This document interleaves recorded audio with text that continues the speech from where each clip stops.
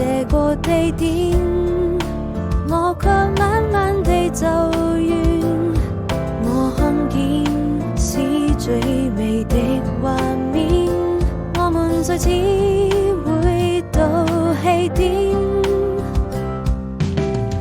誰陪在身邊？我們總要學會微笑的面對，太多的思念卻無法因自己去回憶，刻骨銘心。往事像流星劃過我眼前，我是否還能在夢裡遇見你美麗的臉？也許你已經移開了視線，更夜的我又上了好幾遍，才發現宿舍